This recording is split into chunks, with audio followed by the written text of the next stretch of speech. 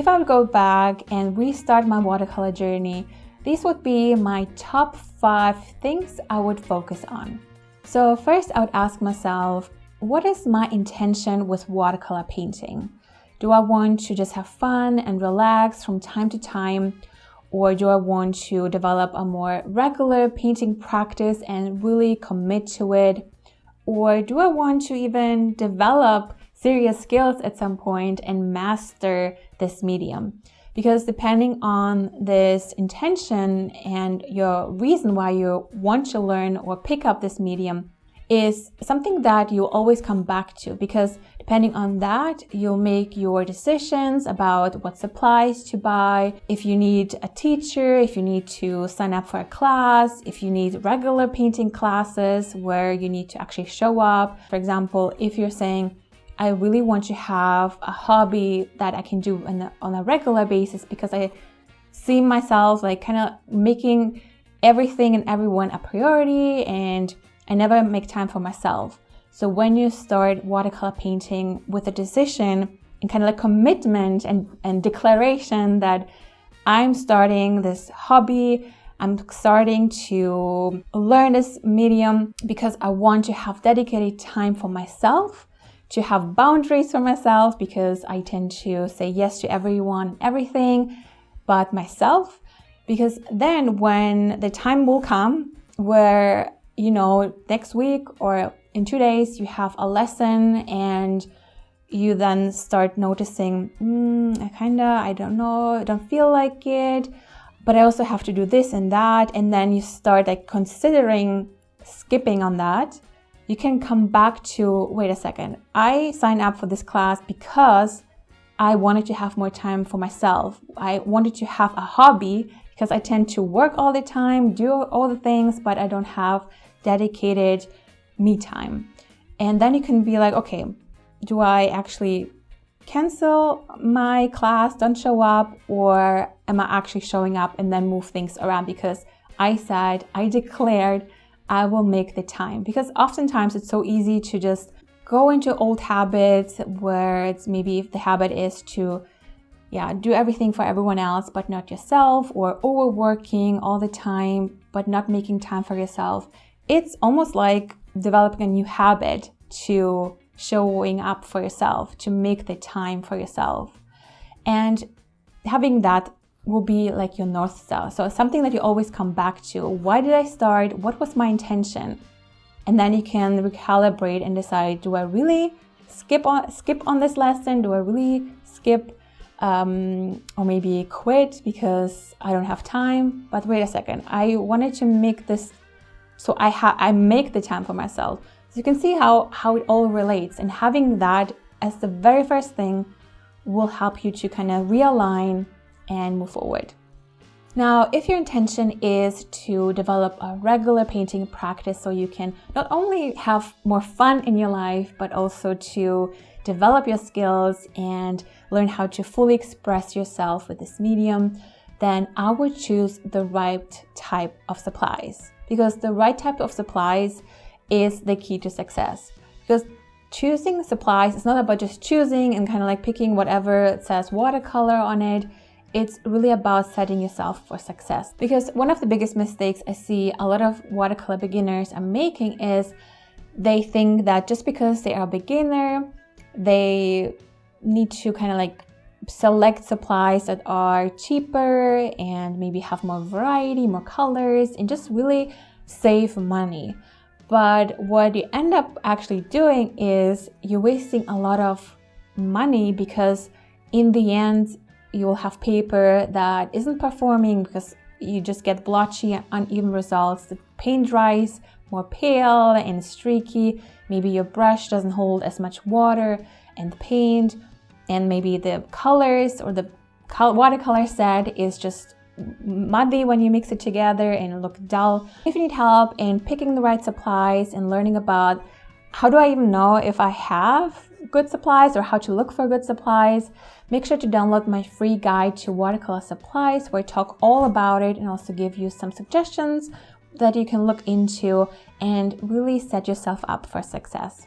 Now, once you've selected your go-to supplies that you will start out with, I will then take the time to really get familiar with these supplies and really observe whatever happens on the paper, in your mixing well, with your brush. What I see a lot of beginners are making is that they switch too much between different things. Like they buy this paint, this brush, and this paper, and oh, this person mentioned this paper, oh, this person mentioned these colors.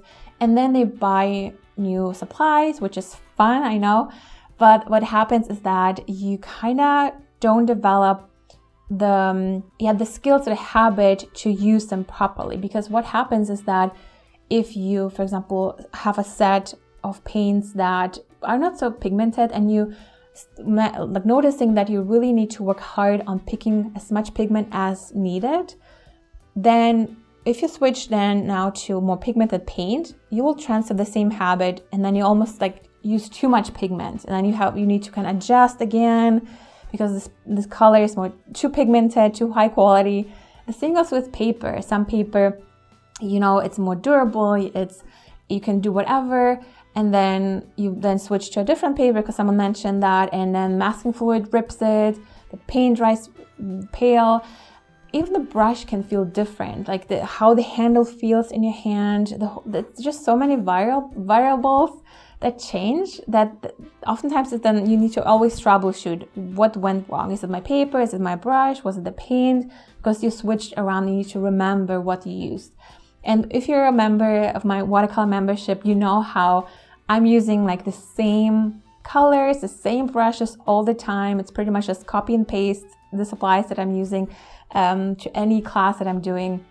Because when you have the right supplies, a good quality brush, good quality paint and paper, you don't need anything else. You don't need to have shiny object syndrome and buy all the things, because you can for fun, but you don't really need a lot of things. And again, if you want to learn more about watercolor supplies and what you need, make sure to download my free PDF guide to watercolor supplies. It's linked in the description box below. The other thing that I would do is I would start with a limited watercolor palette.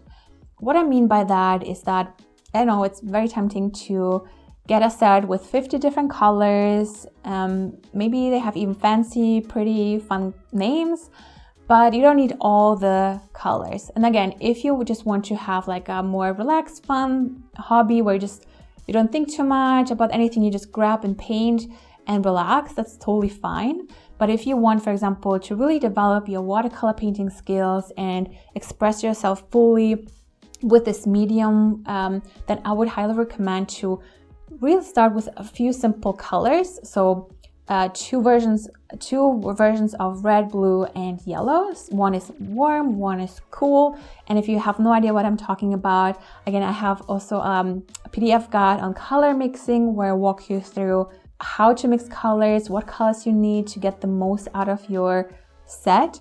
Because once you learn how to mix just those 6 colors, you know exactly how all the 10 different reds, yellows, blues, and everything are related to each other. So you know exactly how to achieve vibrant mixes, how to achieve more natural and more muted versions on purpose. Because oftentimes what happens is that we see, oh, these are so many beautiful colors, and we start mixing and painting, and then when certain colors mix on paper that don't really go well, you will get just muddiness. And then often what happens is that you might get frustrated and think about a watercolor. It's just I have constantly muddy colors and this and that, and I don't want this to happen. And also what it allows you to do is, once you understand how color mixing works with only these 6 colors, it will be so much easier to mix any color that you need,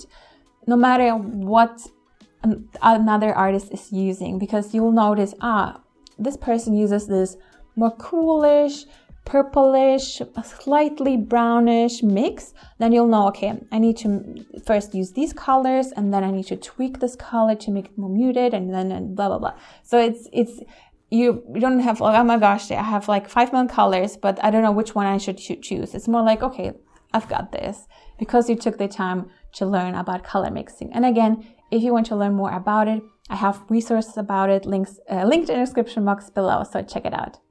If I would start my watercolor journey, I would also then really double down on mastering the fundamentals of watercolor painting, because it's really not about endless practice, but about the right type of practice by understanding how your paint behaves, how to adjust the paint to water ratio, what timing to use, how to work with the paint, not against it, because watercolor is a unique medium and it requires you to use it in a very unique way. And what often happens is that sometimes people come from acrylic or oil painting and they tend to bring those habits that they developed over painting with oil and acrylic to watercolor painting. And they use too much pigment, they force it to behave a certain way, and then get frustrated and say that watercolor is the most difficult medium on this planet. But actually, it's just a different medium. If you know how watercolor actually works and how to work with the paint, not against it, you can achieve so many beautiful effects and create your own beautiful watercolor painting with more confidence and ease, because you know how to achieve certain effects, how to avoid certain results, and really troubleshoot, because you actually know and understand why certain things happen and how you can avoid them or achieve them on purpose. And once you have developed a solid watercolor painting foundation, it will be so much easier to then develop your skills even further and paint something more advanced, or just tackle more difficult projects. Because no matter how complicated or how advanced a painting might look, it still is built on the same foundation of watercolor painting. How watercolor works, how it behaves, the timing of when to apply the paint or remove the paint, how much or how little pigment, all the different things. And once you have that, it will be so much easier and you'll have a lot more fun doing it, because you'll know exactly how to achieve what you're looking for.